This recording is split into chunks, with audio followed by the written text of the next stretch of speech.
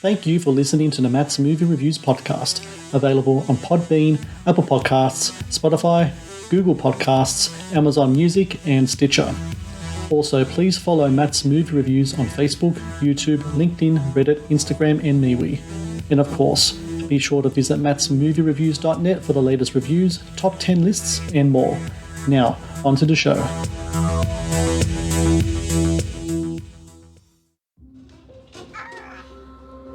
Who's awake? Who is so handsome? Our daddy is still sleeping. We don't want to wake him up. Babe, I want you to meet someone. You know how grumpy he gets if he wakes up ahead of time. See? Nothing. She just sits there, not a word. Good afternoon, Claire. My name is Monica. She's here to help. Claire, do you want Eric to stay with us? Claire, why don't you talk to me, please? I found someone else's hair in Eric's bag. God, we need to live a normal life! Is he abusing you? No. I'll be better. Don't you feel free? I only feel pity for myself. I lost him. I don't know where I put him. And now I'm getting closer, but he's nowhere to be found. What is his name, Claire? How old is he? Oh, God! This is how you wanted to help me. What did I do to you? What did you say? Doctor, please.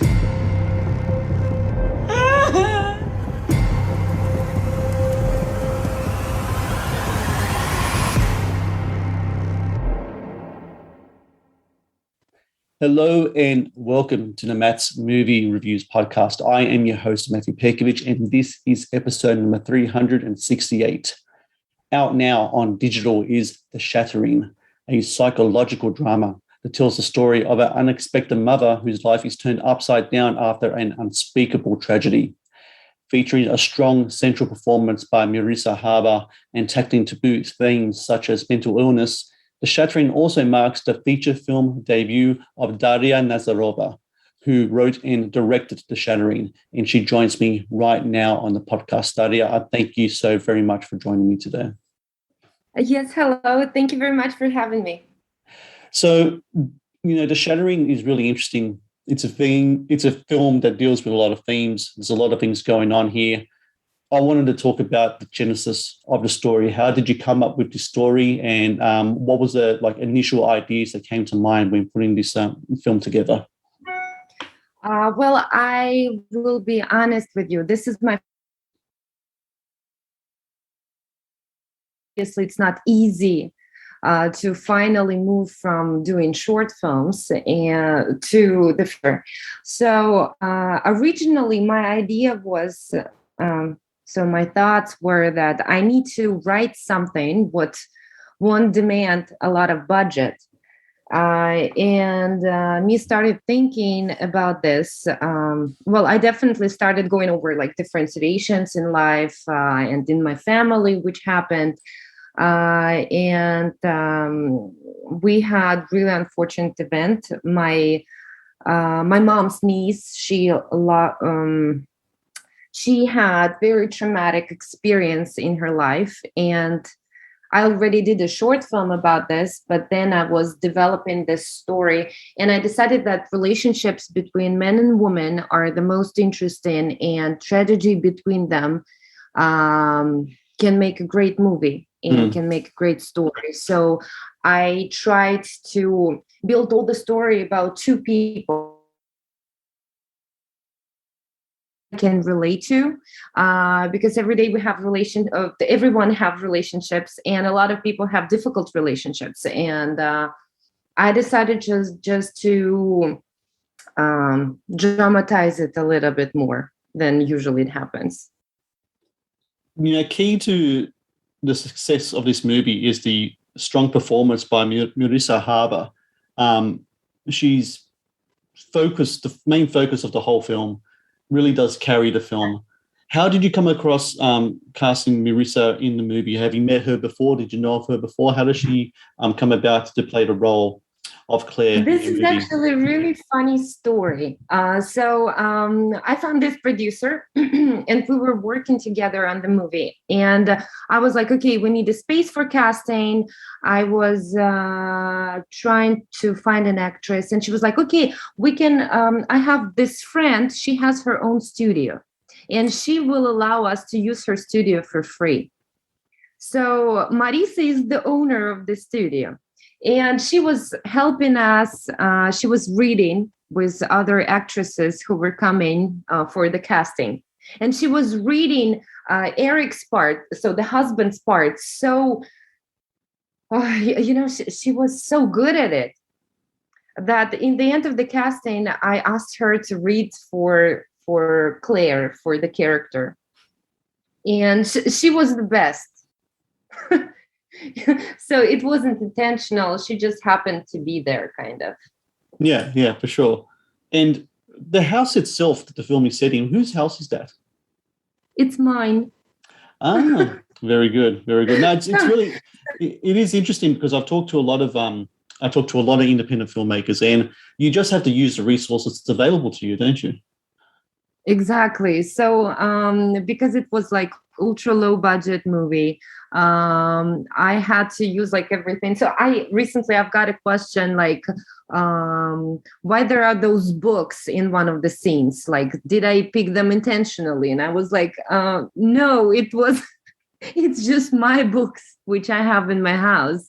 So exactly, I had to use whatever, like I had all the props, most of the props, and the house, the furniture, and almost everything is just what I have.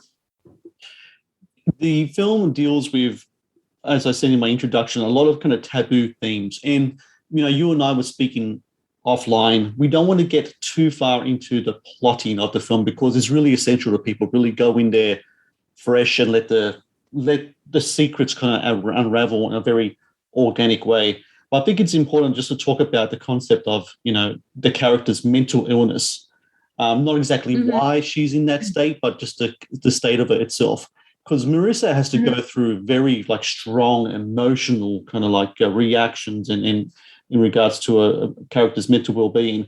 Do you and her research specific mental illnesses in regards to the experiences that women like Claire went through in real life? Does that influence the script and the performance in any way? Yes, it did. When I was writing this script, I was reading different studies and I was kind of like studying them. So to make sure that I'm not just creating the story which can happen. And honestly, like the statistics says that so the behavior which the main character has in the movie, it's like almost 90% of women dealing with this kind of situation, feeling that way. And about 5% end up really badly. Yeah. And nobody can help them. So it is official statistic, and there are studies about this. And what is the nice part of it, that I spoke with some psychiatrists about this. And I also spoke with women who went through this. And they mostly say that this is exactly how you feel and this is exactly how you're going through this. And how important is it to tell these stories? Because even though there are the statistics and people do go through these experiences, how important is it to have stories like these out there to keep that to keep dialogue open, to keep communication open and let people know out there that might be watching the Shattering, that may be going through something similar, that it's important that they talk to someone in regards to what's going on inside their head? This is really necessary. So the problem in my movie is that, yes, they're a loving couple, they love each other, but the husband doesn't really help how he's supposed to help. So he doesn't want to do this heavy lifting, which is necessary to help the woman, to help his wife. Women usually they need help in this kind of situation, and it's supposed to be kind of like tough love. in this situation. And of course, like it hurts them a lot if during the work, but then they get better. And the thing I really wanted to say was that sometimes when we're like together with somebody, we're not really understanding what they need. We're not really paying enough attention. And so like nowadays we all are in our phones, in our like social medias and stuff, and we don't really pay enough attention to each other in person.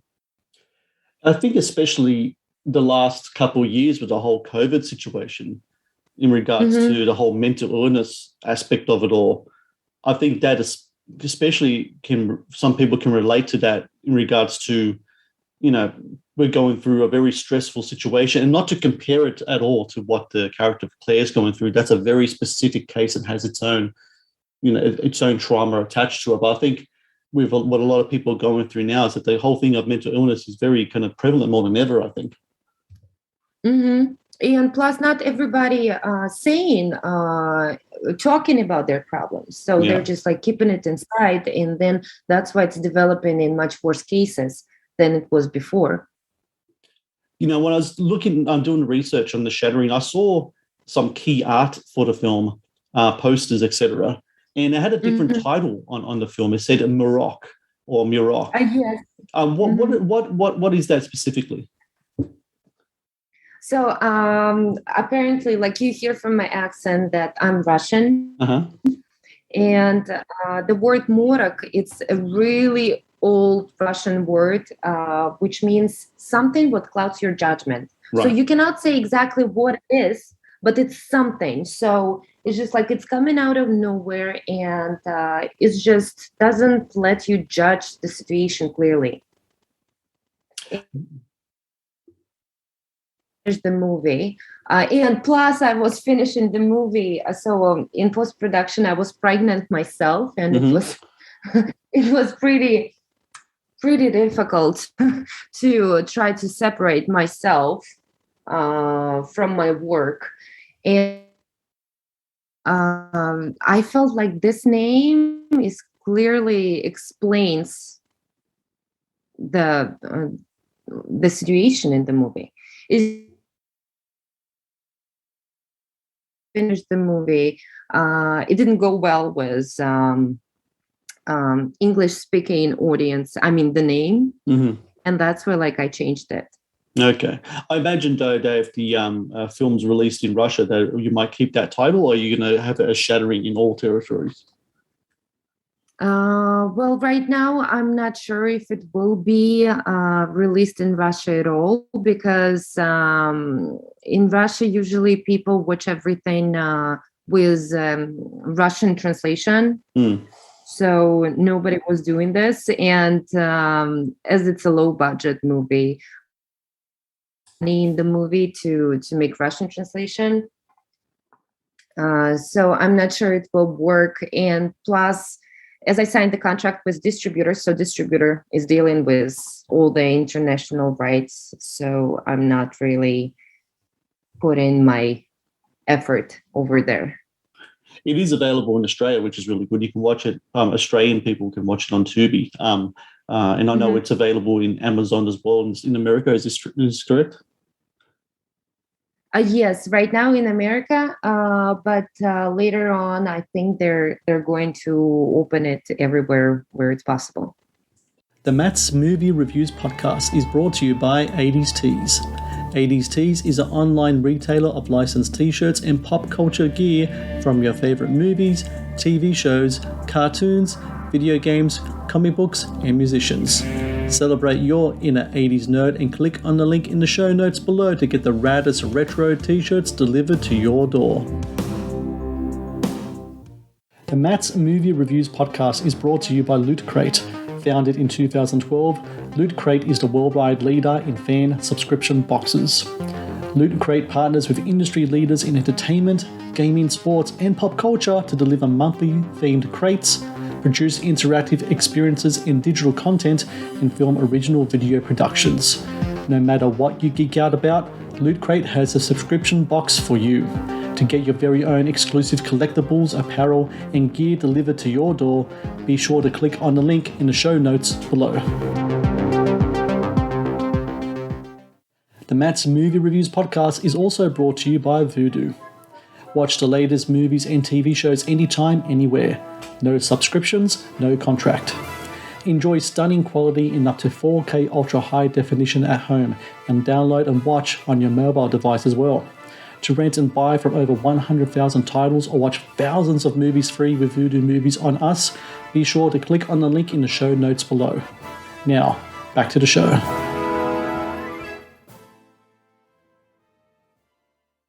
I wanted to talk about the editing of the movie because there's a really interesting structure to the film. Kind of goes back and forth, sometimes even goes side to side. Going in and out of Claire's head, what's real, what's, what isn't. That structure of the film, is that something that's in the script? Is that something that's developed more in post-production during editing? It was right away in the script, and even every flashback when I was writing it, I was writing when exactly it happened. So because all the flashbacks they're different timings. So sometimes we're jumping 2 years back. Sometimes we're jumping 1 month back. And I did it intentionally because I take my audience as very intelligent audience, and I'm sure that everybody will understand what I wanted to say. And the only one specific thing I did so everybody would understand when we're in present day and when we're not, I added digital clock. This is right now, and everything else are flashbacks. I wrote it originally, it seemed to me to show it that way, to show that there were horrible times, there were good times, and it felt like going through those flashbacks, I needed to add some good stuff also, to show why those people are together.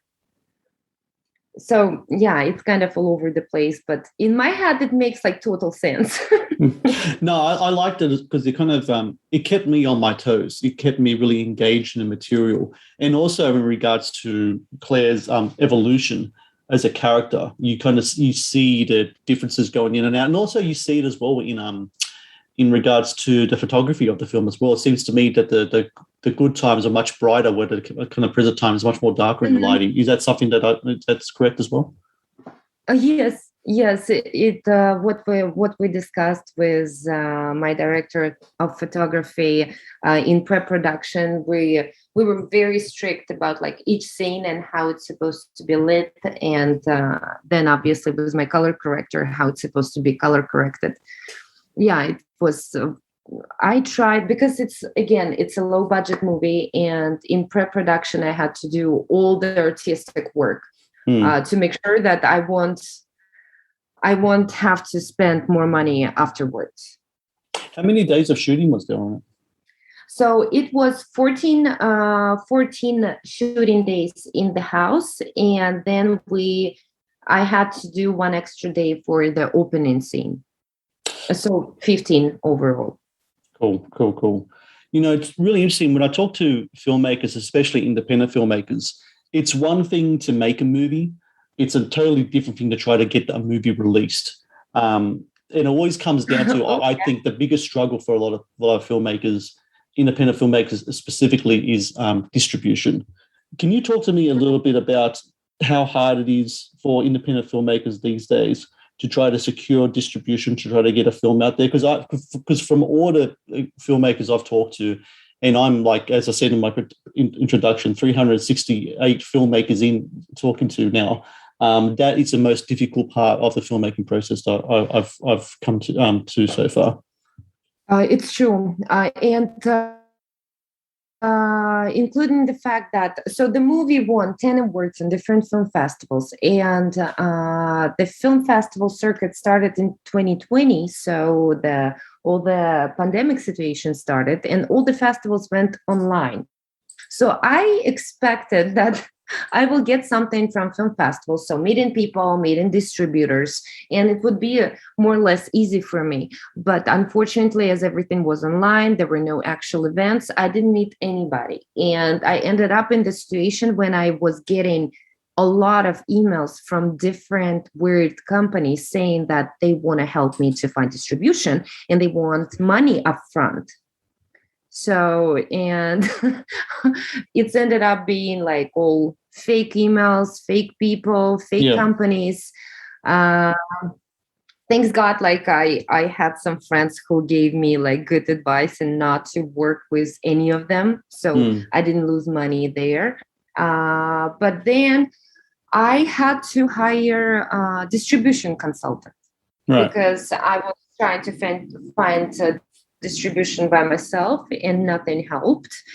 So more or less, big companies never responded because I don't have famous actors in the movie, and it's a low budget. So, and there are no action going on.